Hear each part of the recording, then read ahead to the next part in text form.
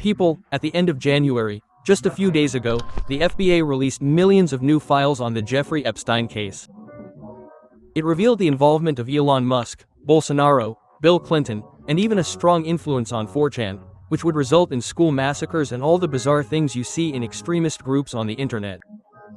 Calm down, I know many of you are confused, but in today's video you'll understand the subject from the beginning, in a very summarized way. So, let's get to what was recently revealed, which is terrifying. So, give the channel a little help here. We're starting a new season here with a new visual identity, new equipment, and everything else. Soon I'll make a video telling you all the news. So, if you like the video, leave a like below. It doesn't take long and every like helps me a lot here on the channel. Now let's get to the Jeffrey Epstein case.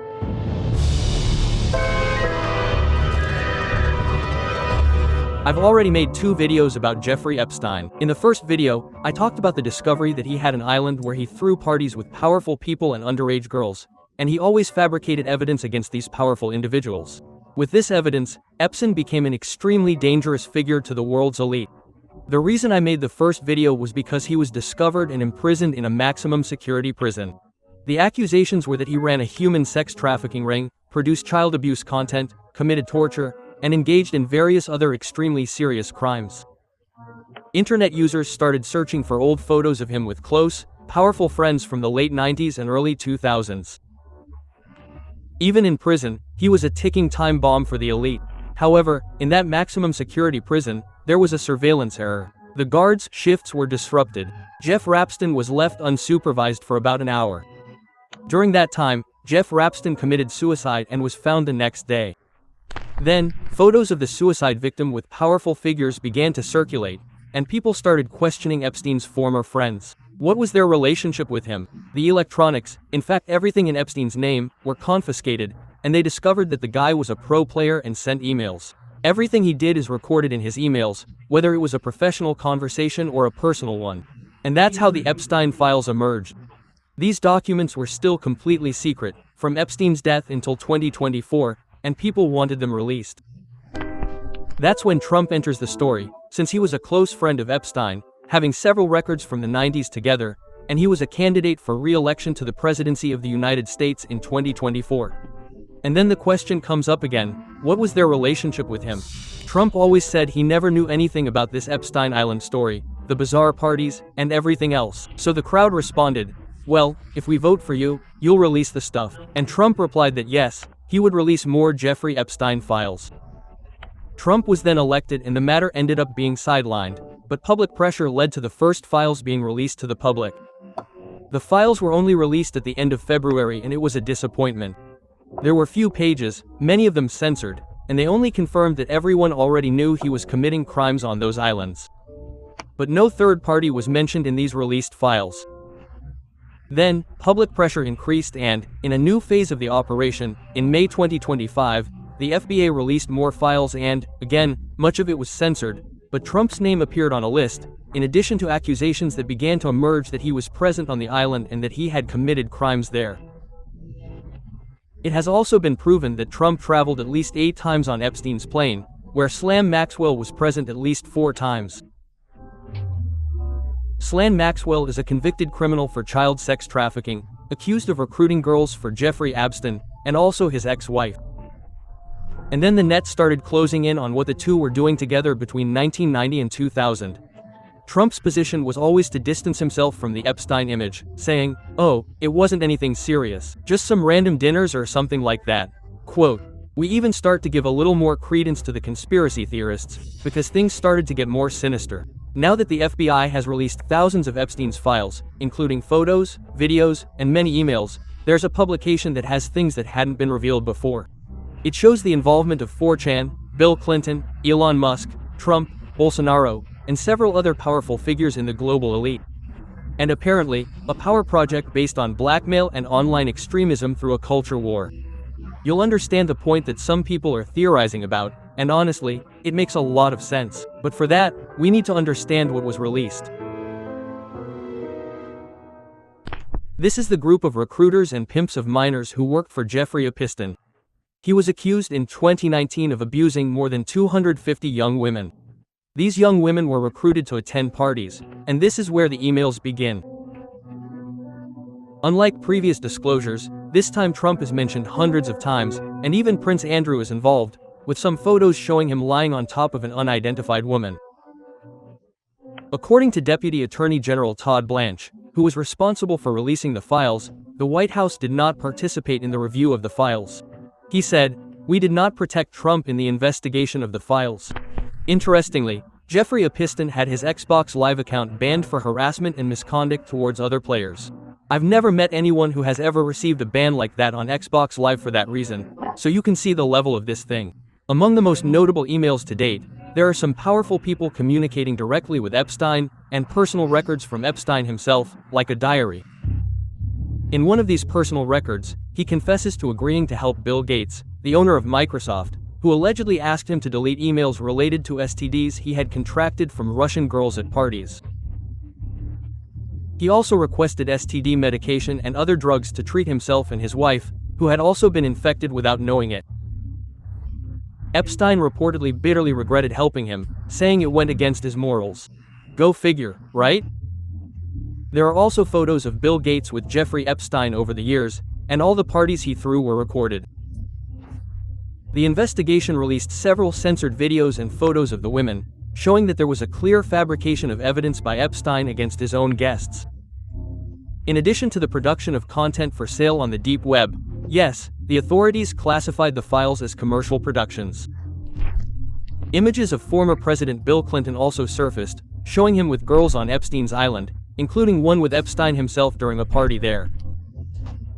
The FBI even released a menu of the drugs offered at these parties, containing various substances that are not easy to obtain, but well, when it comes to the richest and most powerful men in the world, nothing is impossible. Elon Musk was also mentioned in the Epstein emails several times. Musk's behavior was as if he wanted to get close to Epstein. In 2013, Elon Musk tried to schedule a meeting with Epstein, but it was rescheduled, then rescheduled again, and then cancelled because Jeff needed to go to New York. Other emails surfaced showing that Elon Musk tried very hard to get close, but it was always a, let's schedule it and see what happens. At one point, Epstein called Musk for a meeting using a code word meaning, let's meet up with the UN guys, and Musk didn't understand what that meant, saying that meeting with those guys would be a waste of time. Then he replied again, saying, do you think there's nobody over 25 here, and they're all cute. Quote. Elon Musk said the longest he spent with Jeffrey Epstein was 30 minutes in Manhattan and admitted that he had been invited to visit the island, but that he had always refused. But in an email found in 2012, Elon Musk asks, what day or night are you going to throw the wildest party on your island? Implying that he did want to be invited. In recent days on Twitter, Elon Musk has only dodged the question when it comes up and hasn't commented on this specific email that appears on the official government website.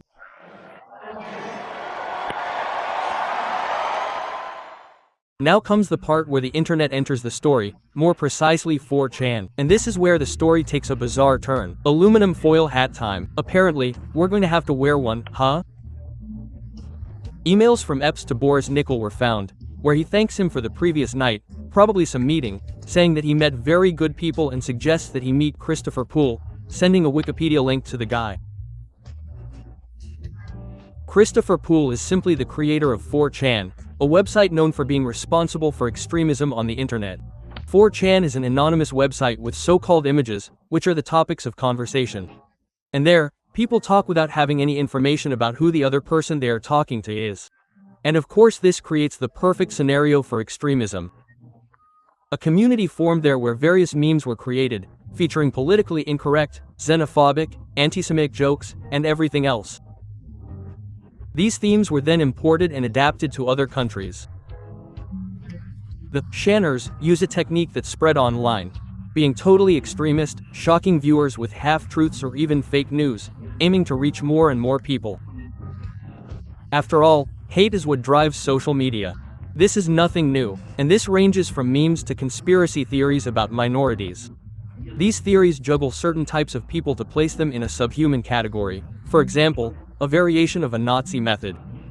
In short, to give you an idea of their influence, all of this originated on 4chan, and you've certainly seen someone a little crazy replicating this kind of thing. Even crazy theories about billionaires are discussed, and that's where things get even more complicated. It makes sense and is confusing. Listen up. On October 20th, 2011, Boris sent an email introducing Christopher, known as Mutt Online, to Steen. They started talking and met on the 23rd. We can confirm this because Steen replied to Boris on the 24th saying he loved meeting the guy and that he's a good kid. They met again a few more times in the following months. However, something curious happened on October 23, 2011. On the day of the meeting, a board called PL was launched on 4chan, a new section of the site for politically incorrect content, which is precisely where all this internet extremism I mentioned proliferated. It became understood online that Jeffrey Epstein had participated in the creation of the politically incorrect board, a bizarre place on the internet that generated several problems, like creating a generation of frustrated and manipulated young people, who are the incels out there and who commit school massacres in both the United States and Brazil. It generated this. The Discord group that tortures animals sparked a culture war and also influenced elections. And besides all that, it's proven that Jeffrey Epstein was an active 4chan user. He even shared some posts he made via email with other people. And, interestingly, Multi came to Brazil on July 18, 2011, to participate in the UPix event. Reddit is also another place where internet agendas emerge. And do you know who was the most talked about moderator on Reddit? Disline, Epstein's wife, who managed several gigantic subreddits. But listen, I'll explain why this politically incorrect section of 4chan is so strategically important to them. Jeffrey Epstein is also a friend of Steve Bannon. Steve Bannon is a U.S. political advisor who found himself as an assistant and chief strategist at the White House during the Trump administration, also coordinating the election campaign. And it's already confirmed that he also informally helped in Bolsonaro's campaign. Steve Bannon claims to be a member of Altri, being more inclined towards nationalism. He is against. The text states that the ideology encompasses libertarians, Zionists, and conservatives. Bannon himself admitted that Altri's ideology has racial and anti-Semitic connotations, but that he personally opposed it. However, he knew that he also attracted these kinds of people to his ideology. Stephen Barron formulated strategies for disseminating the candidates' images through the internet, using strategies like hate speech, shock tactics, and everything else, fueling the culture war we live in today. A somewhat silly example that arrived in Brazil is the wave of rage bait, mainly on Twitter, where people just throw hate for free at certain things to generate a buzz on the internet and gain some clicks. This started as a campaign strategy that was first seen where? In the politically incorrect section of 4chan. Besides finding 4chan's posts, they started trying to understand the site's behavioral patterns in relation to the things it was recording in his email. And that's when things started to become blatant, and it became clear that he was involved in controlling the board and using it to spread fake news across the entire internet. Trump was already famous before becoming president, but it's no coincidence that many people, including experts, were shocked when Bolsonaro, a low-ranking member of the Chamber of Deputies, began to rise significantly in presidential polls starting in 2014 and took off from 2016 onwards thanks to social media. And look at a conversation Bannon had with Epstein on September 21, 2016. Bannon told Epstein, "Tell Chomsky that my boy is going to win in the first round." Chomsky was visiting Lula in jail, and then Bannon and Epstein celebrated together. Bolsonaro is the man. On November 9, 2018, he tried to schedule a meeting with someone, and that someone replied, "Bolsonaro is in Washington on Monday." And guess who was there? Bananinha. Eduardo Bolsonaro was there that Monday in Washington. In another email exchange, an unidentified person says they didn't like seeing Bolsonaro publicly stating that he never met Shiv Bannon. And then Bannon himself replies that it's better that way for him. He prefers to keep Jair's affairs behind the scenes.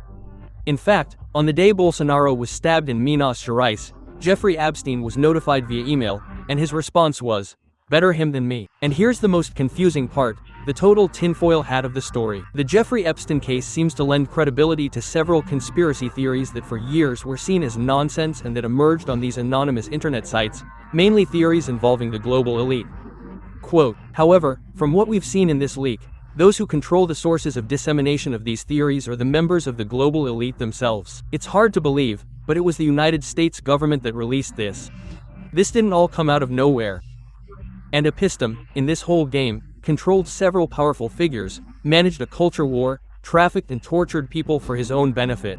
But for what purpose? Is he the boss, the ultimate villain of the global capitalist elite? Well, there are more powerful people working directly with him. In an email exchange, Jeffrey Epstein talks to Ehud Barak, the former Prime Minister of Israel from 1999 to 2001 and Minister of Defense of Israel from 2007 to 2013, saying, "You must make it clear that I don't work for Mossad." And the former minister replies, "You or me?" And Epstein says, "I don't." Mossad is an Israeli intelligence and special operations institute, and it's commanded by the minister. And several emails show that he and Barak were very close and conducted several negotiations together, involving important Israeli companies and American magnates. And that's where the theory arises. All these crimes happened. Strange events and deaths occurred during the investigation, and powerful figures never spoke directly about the case, leaving enormous damage to their image. And why is that? Is it because it's true? In fact, everything indicates that yes, things happen. And this support that Epstein has for Israel? Does the United States support Israel to the extent it does today because of these recordings that Epstein fabricated against several powerful figures? There's even an email where he thanks him for a torture video he received, saying he loved the content, and it's suspected that the former minister sent this video. Just to finish, with more tinfoil hats on my head, check out this tweet. The CIA, Mossad, and the pedophile elite are commanding a kind of an extortion and sex trafficking ring in Puerto Rico and the Caribbean islands. They're going to frame me with the laptop planted by my ex-girlfriend, who was a spy. They're going to torture me to death. That guy in the tweet was found dead by drowning later that same day. This is a new season here on the channel. I moved, I have a new set, new equipment, as I said at the beginning of the video. And soon I'll update you on the news. Sorry for starting the year like this out of nowhere with such a shocking topic. I wasn't planning this, but I couldn't not talk about it. So if you liked it, leave a like to help me out. Subscribe if you're new here. And that's it. Thank you so much for watching until the end. A hug and goodbye.